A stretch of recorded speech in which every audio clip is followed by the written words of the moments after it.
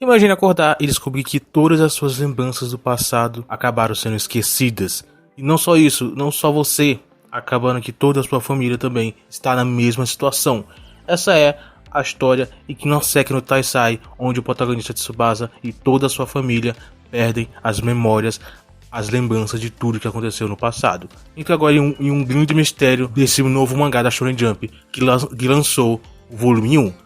Acompanhe comigo nesse vídeo e entenda tudo o que aconteceu nesse primeiro volume dessa estreia desse grande novo sucesso da revista. Ikinoseki no Taisai. O protagonista da história e ele, em certo momento, ele acaba acordando em um hospital, um leito de hospital, sem nenhuma memória do que havia acontecido, sem nenhuma memória de nada. Ele acabou sofrendo de amnésia, não se lembra nem sequer da sua família, que estava lá ao seu redor da cama quando ele acordou. Só que o estranho que acontece é que não só ele, mas toda a família dele também acaba sofrendo da mesma coisa. Isso por conta do acidente que eles acabaram sofrendo. Não só ele, mas a família toda dele não tem memória de nada do que aconteceu, nada da vida deles. Então, todos eles sofrem do mesmo problema. Eles se apresentam, o pai é o Kakeru, a mãe é a Minako, o avô é o Kukozo, a avó é a Sachi e a irmã mais nova é a Shiori. Enquanto o protagonista, que é o irmão mais velho, é Tsubasa. Então, essa é a família que acabou sofrendo um acidente e perdeu as suas memórias. Como eles não têm memória de nada, o que o Tsubasa recomendou, aconselhou, pediu, né, que eles criassem memórias falsas, vamos dizer assim, onde eles inventassem coisas para ver se despertava alguma memória. Tipo, eles falavam coisa como: se lembra daquela viagem que nós fomos para tal lugar, ou aquela vez que nós fizemos tal coisa, enfim. Eles vão criando essas nossas memórias para ver se desperta alguma memória, que ver se eles lembram de alguma coisa. Já que normalmente quando alguém perde a memória, o aconselhável é que alguém da família conte algumas coisas, lembre algumas coisas. Porém, como todo mundo perdeu a memória, isso não foi possível. Então, eles acabaram recorrendo a outras coisas. O que acontece é que a Shiori, ela meio que se sente desconfortável com tudo isso. Ela sai, ela quer ficar um pouco sozinha.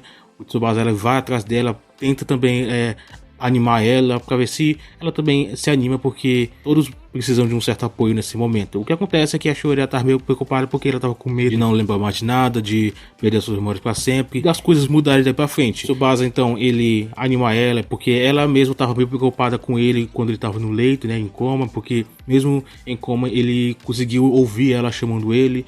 E enfim, a Shiori, ela resolve também dar esse apoio para a família, para ver se eles lembram. Passados alguns certos momentos, eles em reabilitação no hospital, eles enfim voltam para casa, e chegando lá na casa deles completamente bagunçada, né, por conta, né, provavelmente eles passaram bastante tempo fora, então a bagunça realmente estava grande. Eles têm um quarto para cada um tem um quarto separado. De uma certa forma é estranho, né, porque tem casais na casa, mas cada um tem seu próprio quarto. Mas o mais impressionante é que todos eles, de certa forma, se impressionam quando eles entram no quarto de cada um deles. Não é mostrado no quarto de ninguém, com exceção de Tsubasa, onde no quarto deles existem diversos kanjis japoneses escritos com o significado de morra, espero que você morra e coisas assim do tipo. É realmente algo bem diferente, algo bem estranho. Todos eles, de certa forma, têm algum tipo de segredo, mas por enquanto só sabemos um pouco do Tsubasa. Com todas essas revelações feitas, as coisas meio que ficam meio estranhas, né? Parece que ninguém mais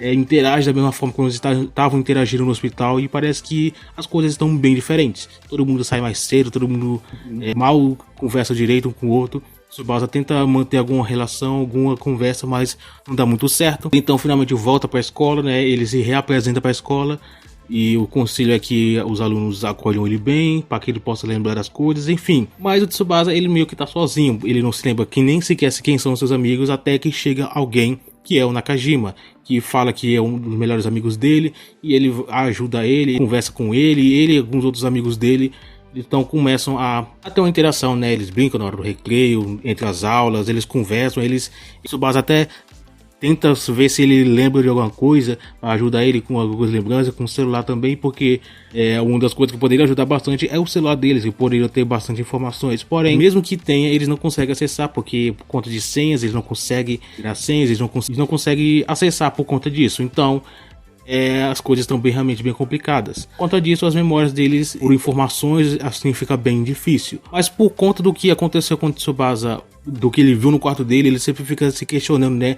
Quem será que era ele mesmo? Ele realmente é quem ele ele é agora, então ele até pergunta isso pro próprio Nakajima, porque a forma como ele tá agindo agora é ele, quem realmente é o Tsubasa. Mas o Nakajima simplesmente fala que não, ele não mudou nada, ele é quem ele é.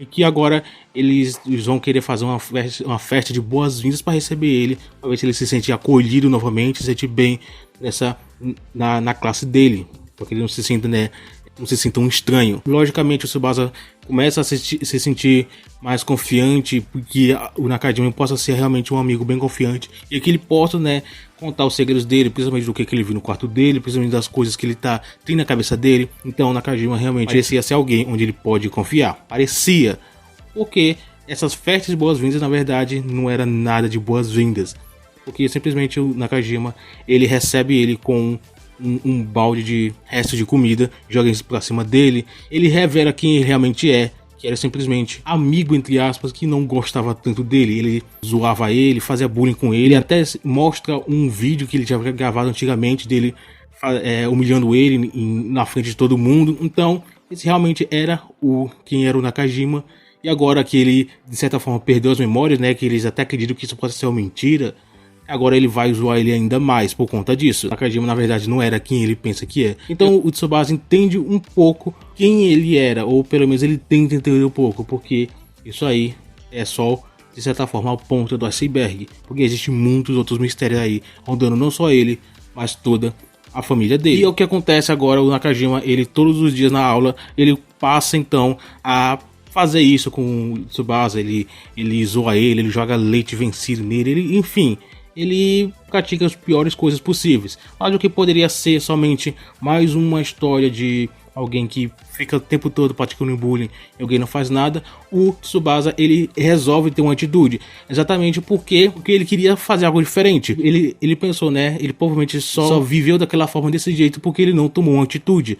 E então é o que ele faz, ele simplesmente dá um jeito de o Nakajima não mais humilhar ele, não mais praticar bullying com ele, ele simplesmente humilha ele lá. As pessoas ao redor até gravam isso, upam na internet, e os alunos veem isso, e agora o alvo passa a ser o Nakajima, ele passa a ser o alvo de zoação, ele passa a ser humilhado pelas outras classes, pelas coisas que ele falou, e agora, enfim, ele passa a ser o grande alvo aí dos bullying. E, logicamente ele se arrepende do que ele fez, ele pede desculpas pro Tsubasa, ele pede perdão para ele, mas o que acontece é que Tsubasa ele simplesmente não perdoa. Ele não quer perdoar essa atitude que ele fez, porque provavelmente ele chegou só onde ele chegou porque o Nakajima humilhava ele daquela forma. Logicamente, ele de certa forma, no consciente dele, ele vê que o que ele tá fazendo não é realmente o que ele quer fazer, a atitude que ele tá fazendo, de descontar isso, mas ele entende de que de certa forma ele realmente fez a coisa errada. Então isso só aumenta ainda mais as coisas que os colegas de classe fazem com ele, que fazem coisas ainda piores com eles, e a gente entende um pouquinho da história de como é que o Tsubasa e o Nakajima de amigos se tornaram essas duas pessoas aí tão diferentes. Eles eram amigos de infância, eles gostavam de futebol, entraram num clube de futebol, o plano deles era também de entrar no clube de futebol no ensino médio, porém, por algumas coisas que, segundo os colegas dele falaram, coisas de família, o Tsubasa, ele acabou se distanciando, ele se tornou alguém mais fechado, alguém que não liga mais pra nada, ele largou o futebol, deixando o Nakajima completamente largado, e ele até era menosprezado pelos outros colegas, né, porque dizendo que o Nakajima só era bom porque o Tsubasa estava com ele agora sozinho, ele não é ninguém, não é nada, e isso acabou entristecendo ainda mais o Nakajima, e chegou no limite depois de que o Nakajima enfim consegue entrar no clube de futebol do ensino médio, onde era o sonho dos dois, né, eles prometeram um pro outro que os dois iriam ser amigos e entrar no clube de futebol do ensino médio. Porém o Nakajima entra sozinho, ele tenta motivar o Tsubasa a entrar também, porém ele simplesmente ignora e fala para ele não se importar com isso, que são só pessoas idiotas ainda se importariam com tudo isso. E isso levou então o Nakajima a olhar o Tsubasa de outra forma, e daí então que começaram essas atitudes. Logicamente essas atitudes foram bem erradas, e as motivações também foram bastante erradas. Por isso, logicamente, o Nakajima agora ele entende o erro dele e pede desculpas por isso, né? Tsubasa que sabe o erro que Nakajima fez, mas ele vê que essas atitudes que as outras pessoas estavam fazendo com ele também eram bastante erradas, que ele não queria que fizesse com o Tsubasa, então ele não queria que fizesse com outras pessoas. Logicamente, os outros alunos não estavam nem aí, só queriam ver o circo pegar fogo. Então eles simplesmente vão embora, não se importam aí o que vai acontecer. As coisas de certa forma param por aí, mas o Tsubasa logicamente não ia deixar isso barato. Ele não se esqueceu que não só o Nakajima, como outros alunos também, eles humilharam ele também. Ele simplesmente joga o lixo também pra cima deles e suja todo mundo. E até o Nakajima também entra, né? Porque ele meio que se vingou pelo que ele fez nos dias anteriores. Mas ele vai esperar pra ver o que ele vai fazer, se ele vai perdoar ele ou não, quando ele recuperar as memórias deles. E aí então ele vai saber o que foi que aconteceu ou não, para ele decidir se ele perdoa ou não o amigo dele. Então, de certa forma, essa contenda aí acabou sendo resolvida. Mas o que acontece é que esses outros alunos que acabaram sofrendo por conta disso, né, do que o Tsubasa fez, eles falam com a professora como se eles fossem os culpados de tudo, e a professora então coloca eles de castigo e faz até serviço comunitário. Eles têm que recolher dinheiro para ajudar o planeta e tudo mais, a arborização, enfim. Eles vão ter que fazer pedir essas doações. Eles saem nas ruas exatamente para fazer isso. Só porém, antes de contar o que aconteceu depois, a gente tem que voltar um pouquinho no tempo, porque uma coisa que é bem interessante é que enquanto a vida de Tsubasa é um caos na escola, na casa dele é um pouco mais tranquila de certa forma, mesmo com esses acontecimentos, né, com esses segredos e tudo mais. Ele é o único momento onde ele realmente pode sorrir com as pessoas, pode se sentir mais à vontade. Mas aparentemente as coisas estão começando a ficar bem mais misteriosas. A Shiori, ela se mostra estar bem desconfortável com algumas coisas, mas isso aí acaba passando batido por enquanto, porque depois que o Tsubasa e o Nakajima vão recolher doações, né, por serviço comunitário e tudo mais, eles acabam se encontrando com a própria Shiori, que ela estava saindo em um encontro. Lembrando que a Shiori, ela tem 13 anos e ela estava saindo em encontro com uma pessoa bem mais velha. Então isso logicamente deixa Tsubasa bem perplexo, né, curioso e sem entender nada do que estava acontecendo. Então ele vai junto com o Nakajima investigar, ele vai seguindo ela para saber o que está acontecendo.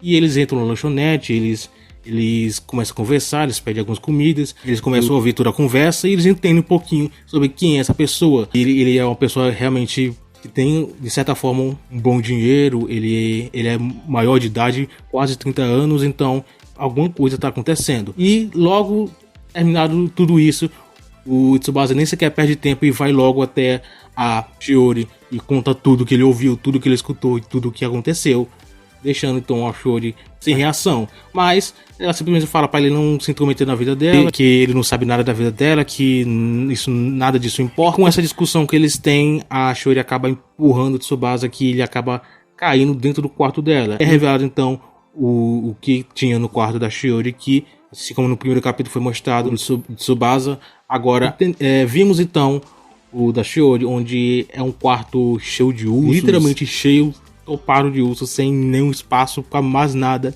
Então, um dos mistérios, né? Quem era a Shiori antigamente? O Tsubasa então percebe que não era só ele que tinha segredos, mistérios sobre a vida antiga dele.